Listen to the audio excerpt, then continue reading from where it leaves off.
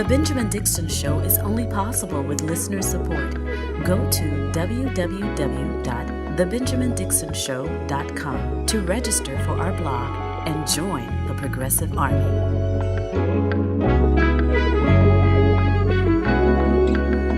Today is Wednesday, June 17th, 2020. Thank you so much for joining us. As usual, when all of the evidence comes out, we find yet again that it is white male, right-wing, white nationalist terrorism, that domestic terrorism, that is the greatest threat to life across this country. A man charged with killing a federal officer during the George Floyd protests is tied to the far right-wing movement known as Boogaloo, according to authorities. A man was charged with killing 2 officers in recent weeks, according to Business Insider, including one standing guard during an anti-police brutality protest following George Floyd's death. That individual has ties to the far right-wing Boogaloo movement, authorities said in federal court documents. The man by the name of Stephen Carrillo, former Air Force Staff Sergeant. He has been charged with killing the first officer, David Patrick Underwood, in a drive-by attack on May 29th. And Carrillo was also arrested and charged with killing a second officer in a separate ambush after authorities arrived at his home following Underwood's murder. When investigators searched Carrillo's car, they discovered a ballistic vest with the insignia linked to the Boogaloo movement, which prosecutors defined as, quote, a term used by extremists to reference a violent uprising or impending civil war in the United States. The charges against Carrillo come amid multiple instances of individuals associated with the far right being accused of stoking violence connected to the protesters against police brutality. Meanwhile, according to Business Insider, President Donald Trump and his Republican allies have accused the far-left group Antifa of organizing the violence despite lack of evidence to back up the claim. So again, when the evidence actually comes out, we see who are the threats in this country. It's not black folks. It's not Muslims. It's not the left. The people who perpetrate the violence in this country. And don't get it twisted. It's not that we're not capable of violence. It's not. It's simply that we are not the perpetrators of the violence. Not in these cases. And the irony of it is that while the police forces across this country often utilize the resources, or they are in league with these right-wing organizations, the irony is that they are oftentimes killed by these right-wing organizations. This is the derangement that's happening in America, right? We've seen video after video of police officers being in league with these far right-wing protesters, yet when the evidence comes out, it is the far right-wing extremists who are killing these police officers, these federal agents. There's far too often in this country, people in power genuflect to the anger of white men, a very specific type of anger, the anger of white conservative men. Even more specifically, white conservative men who are leveraging their anger to prop up the white male Christian power structure in this country. If you are an angry white man and you are doing your part to prop up the white male Christian power structure in this country, then everybody in this country, from the president of the United States to senators to congressmen to the police officers walking the beat on the streets, they bow down to that anger. And yet, it's that anger that is killing their asses. Sorry, that's your fault. You should not be coddling this white male right-wing extremist anger in this country. I get it. This country was founded on white supremacy, but this white supremacy is starting to pop you all. I mean, seriously, does it make sense? Does it make sense? Please tell me how it is that you can simultaneously be someone who's trying to prop up the police state because you like to see what it does against black lives and other communities, but then turn around and want to kill those same people. That is the nature of right-wing extremism in this country. They want to simultaneously use the government to oppress everyone else, but then they also want to declare war against the government because how else are they going to exercise their fantasies of a second civil war? Now, and again, I want to make sure everyone is clear. I'm not saying that there's no such thing as left-wing violence. What I am saying is that I am absolutely thrilled at the fact that in these last several weeks of protests that not a single life has been taken by a left-wing protester. And when the evidence came out, the murderous bastards in every crowd so far have been police officers and right-wing extremists in those crowds. And again, I want to make sure I'm clear. Like, I don't care about buildings. I don't mourn any bit. When I see a building burning, I'm like, you should have listened to us before we had to light a match. So you're not going to see me shedding a single tear over the Wendy's that burned down. The Wendy's that had people working as essential workers but paying them minimum wage. I'm not going to shed a tear about any private property because I don't lift private property over the value of human life. And yet we've seen whenever there has been violence, whenever there has been violence against human lives, it has come from the people with the power in this country. Now, can you imagine what these racist, right-wing, boogaloo police officers who are in league with them, even though they're getting their heads split by them, which is complete madness. Can you imagine what these entitled pricks would do if they actually had some oppression to deal with? Here's the oppression that they deal with. Here's a police officer complaining and making this tearful plea over the fact that she had to wait an extra long time to get her McDonald's McMuffin breakfast. I'm on my way home from work. When I pull up to the window, they hand me my receipt, so I go to the second window to get my food, and I'm waiting, and I'm waiting, and I'm waiting. And so the girl comes to the window and asks me what my order was. I repeat my order and my coffee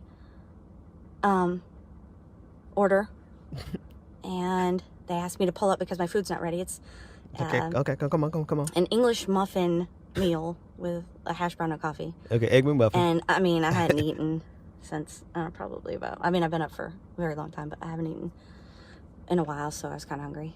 And I'm still waiting, and I'm still waiting, and they asked me to pull up. So I pull up forward, and a girl comes out with my coffee, and just the coffee, and she hands it to me, and I have my window down. It's coming. And that's all she hands me is the coffee. So I told her, I said, don't bother with the food because right now I'm too nervous to take it. It doesn't matter how many hours I've been up. It doesn't matter what I've done for anyone. Right now I'm too nervous to take a meal from McDonald's because I can't see it being made. I don't know what's going on with people nowadays, but please, just give us a break. Please just give us a break. I don't know how much more I can take. I've been in this for 15 years, and I've never, ever had such anxiety about waiting for McDonald's drive-thru food. So just have a heart, and if you see an officer, just tell them thank you. Because I don't hear thank you enough anymore. Oh, Jesus Christ. All I want is just my... Oh, my God. Can you imagine? This is over McDonald's. This is over McDonald's. Oh, the horror. Oh, the oppression of you having to wait 10 minutes to get your food. Listen, I haven't eaten fast food in this pandemic. So it's been like 4 months since I've gone through a drive-thru. But when I go through a drive-thru, I have to wait in line because it just takes a long time. The service workers in fast food industry, you know, we're fighting for y'all to get $15 an hour, but come on, you could pick up the pace. But I digress. That has nothing to do with the fact of this grievance complex, of this persecution complex that cops around this country are trying to feign in order to get sympathy from us while they're killing us. They want us to have sympathy for them about waiting to get a goddamn egg McMuffin from McDonald's. This is what they're spreading around. This is what's going viral today. We just don't get thank you enough. No, you're not going to get a thank you for us for We're not John Lewis. We're not going to thank you for assaulting us. If this is what they have to create the specter of oppression. They have to feign oppression in order to try to conjure up some sympathy. All the while, they are the oppressors in the communities. Police officers, and then you got the guys in New York who had a whole full-blown investigation because they ate too much junk food at Shake Shack, and then they try to call it they got food poisoning. Somebody poisoned them. The right wing in this country, let me tell you something. There's problems with the left. There's problems with the Democratic establishment for sure. And I'll go over that in a few minutes. But the right in this country, they are flailing. They're trying to do anything they can to maintain the ability to have power as well as abuse that power, to be the oppressor as well as feign as if they are oppressed. You get no sympathy from us. You get no grace from us. We are not moved by your tears over a Egg McMuffin when you are not moved over our tears over our very lives. That is the fight. That is this is the imbalance. This is the asymmetrical nature of this fight. The asymmetrical nature of this fight is that they want us to feel bad about them having to wait in line to get some goddamn food, and they want us to feel nothing, absolutely nothing about the fact that they have been cracking our heads in the streets. Meanwhile, the people who are literally killing them, the right-wing extremists in this country who are literally killing police officers, who are the biggest threat to life in this country, those are the people that they want to be in league with. That's because somebody said it on Twitter, and I will never forget it, and I will always repeat it. Some lives just have to be sacrificed. White people, white conservatives specifically, right? I can't lump all white people in this because there have been plenty of white people on display over the last 4 weeks who have been victims of police brutality on behalf of Black lives. So there's a very specific ideology that is willing to sacrifice white lives in order to prop up white supremacy. And that ideology is right-wing extremism.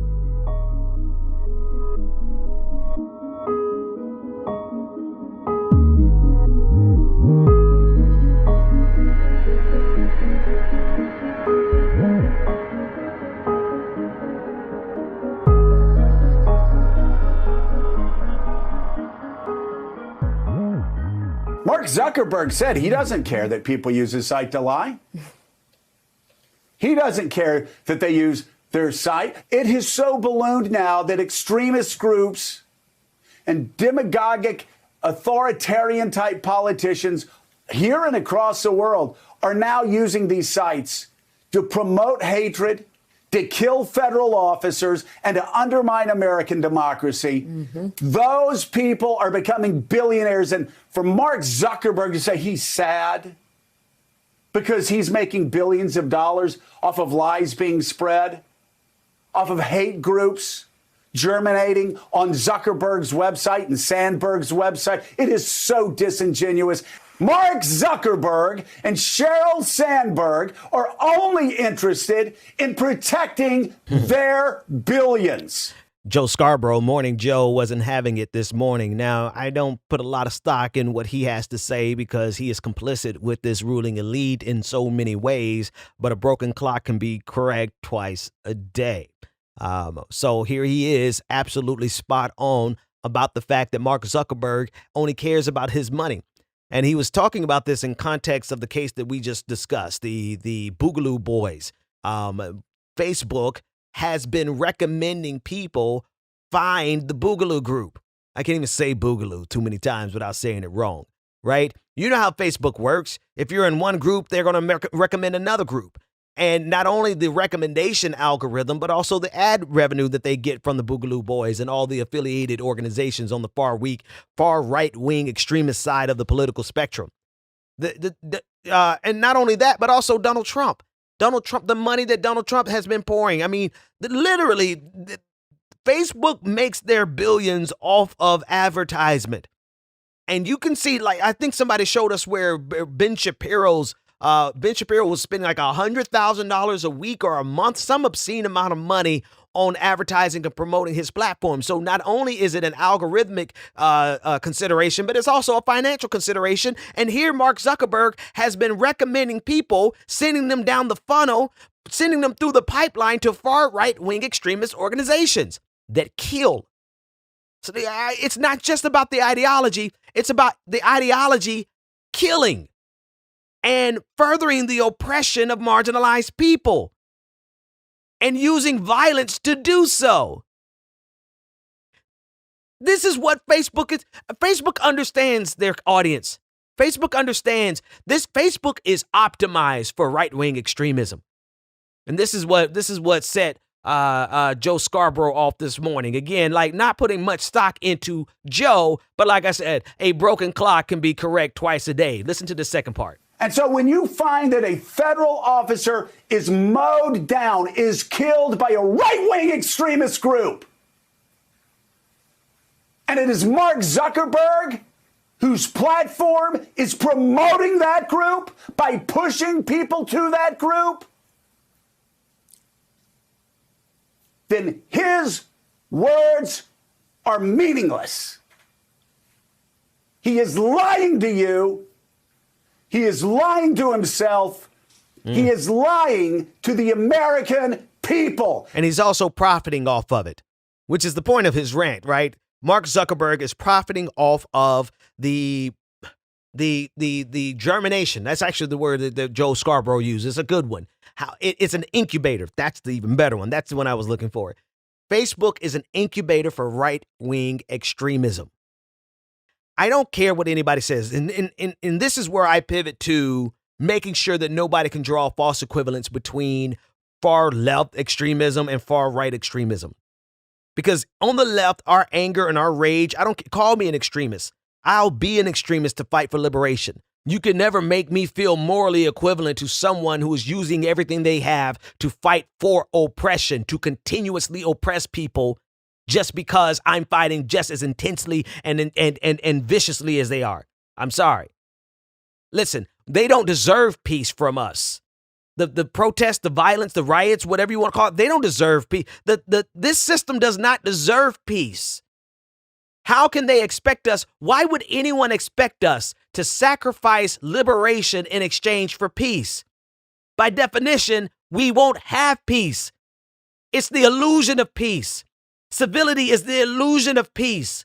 They want us to feel like if we just behave ourselves, everything will be fine, but everything won't be fine because this system has been crushing us. It has been crushing us based on our race. It's been crushing us based on economics. It has been exploiting and extracting all of our wealth, our labor, our consumption, taking everything from us and leaving us nothing. And on top of that, they give us a police state to come in our communities and crack our skulls. So this system never deserved our peace. And our anger is righteous. And Facebook has been an incubator for violence from the right, and that violence is aimed at propping up a white supremacist structure. So don't you dare ever try to compare the rage of the left as we fight on behalf of marginalized people, not just in this country, but across the globe, with the rage on the right that is all about protecting themselves from ever having to be mildly inconvenienced, like sitting in a line longer than they want to get a goddamn Egg McMuffin. That's what they want to express their rage over. They don't want to have to see people walk around with signs that say Black Lives Matter because it is a mild inconvenience to their sensibilities. That's the oppression that they have in their mind. Meanwhile, we've seen the police state literally crush people. And they want us to be silent about that. They want us to be civil about that. They want us to have nice, mild-mannered decorum around that. And if we dare raise our voice, then some egghead navel gazer who doesn't have any skin in the game some journalist is going to say, oh, well, I can't tell the difference between the left and the right. If you can't tell the difference between someone fighting for their life and someone fighting to take our lives, then you are as much a threat to us as they are.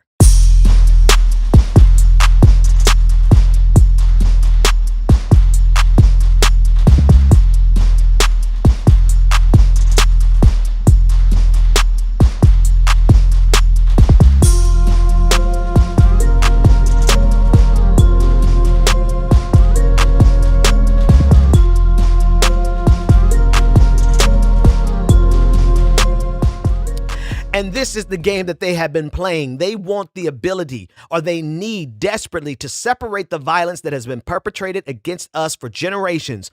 But particularly, they want us to think of the violence that has been perpetrated against black people as something that's a thing of the past in the civil rights movement, in the Jim Crow era. But today is the 5th anniversary of the shooting at Mother Emanuel AME that took the lives of 9 people in Charleston, South Carolina, 9 black people who sat in a church Bible study service and were gunned down by a white boy who came into their church and was welcomed in their church with open arms. I know the black church. I know that they welcomed that man in that room with them as if he was a soul needed to be saved, and shown compassion and love and mercy. And that scumbag right-wing extremist gunned down 9 black souls. And everything he was tied to, everything he had on social media, all of his photos, all of the symbols on his vest, all of the paraphernalia that he had, all of his writings showed us that he was clearly tied to right-wing extremism.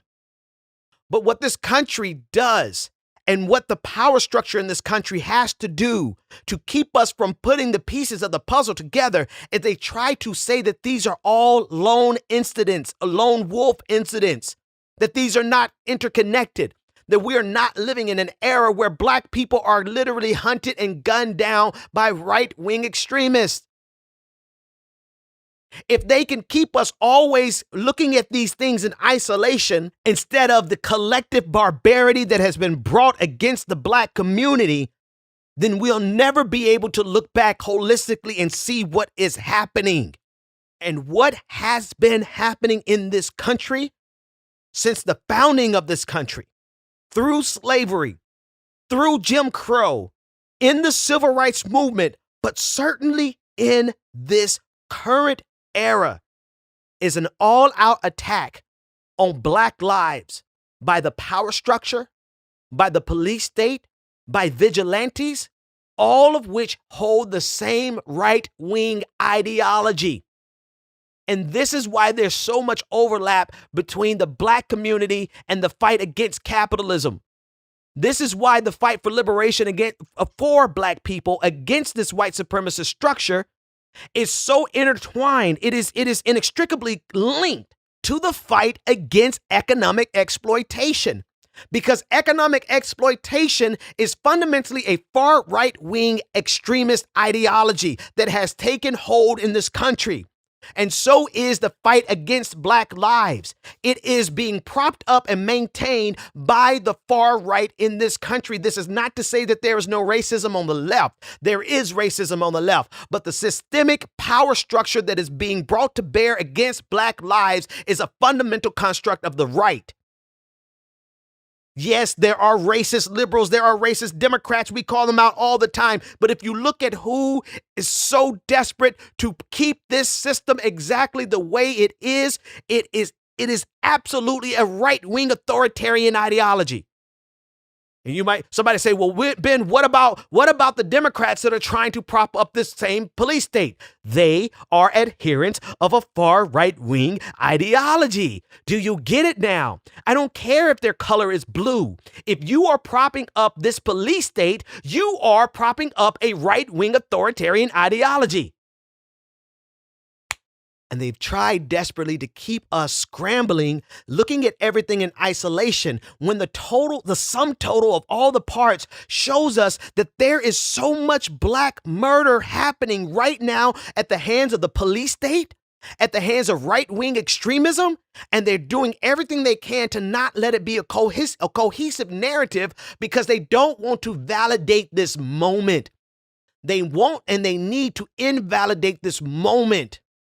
But if we ever look at this moment holistically, we would see that the murder of George Floyd, the murder of Breonna Taylor, the murder of Ahmaud Arbery, the murder of Trayvon Martin, the murder of Michael Brown, the murder of my friend Corey Jones are all inextricably linked to the lives that were stolen by that right-wing terrorist Dylan Roof 5 years ago at Mother Emanuel AME. Reverend Clementa Pinckney, Cynthia Hurd, Reverend Sharonda Singleton, Tawanza Sanders, Susie Jackson, Ethel Lance, Myra Thompson, DePayne Middleton Doctor, and Reverend Daniel Simmons. Their lives taken by that murderous right-wing extremist are linked to the lives that are taken by this right-wing authoritarian police state because they share the murderers share the same ideology. One of protecting what they believe to be white culture, one of protecting what they believe to be quote unquote law and order, one of protecting them from ever having the mildest inconvenience, because the mildest inconvenience to them is oppression, while they look at our bodies broken and slain in the streets as nothing. Nothing. These are all connected. They are all interconnected. Every death, every video of police brutality, every single thing, and by extension, the police brutality that is happening to white people around us who are standing up on our behalf. The brutality of protesters being beaten by white mobs. All of it is connected. This is a cohesive moment in history, a significant moment where we are collectively, more than ever, challenging a system that is flailing, that is giving its death pangs. It's desperately trying to hold on to power. And that system, that power structure in this country, is a system of white supremacy. And at its core, at the core of white supremacy, it is hatred, there's cruelty, the bigotry, the racism, and exploitation. Go to www.patreon.com/The BPD Show and get twice the content and unfiltered interviews without any of the commercial interruptions. Here we go. At this point in every single episode, we have to take a minute to thank the people who make this show possible, our patrons. Very special welcome to Ryan Aaron. Thank you for becoming a patron. Malcolm Reimer, or Reamer, thank you for becoming a patron. Jason J, thank you for becoming a patron. Monty, thank you for becoming a patron. Everybody just bob your head. Diago Botello, thank you for becoming a patron. Ethan A, thank you for becoming a patron. Nathan Simmons, thank you for becoming a patron. Danny McCarville, thank you for becoming a patron. Debbie Levin, thank you for becoming a patron. And just in case I missed, Ang W, thank you for becoming a patron. You too can become a part of this prestigious and prodigious patron family who give me the ability to speak truth to power, whether the powerful like it or not, by going to patreon.com/The BPD Show, where you get twice the content, uncut, unfiltered interviews without any of the commercial corporate advertisements like you're going to get right here.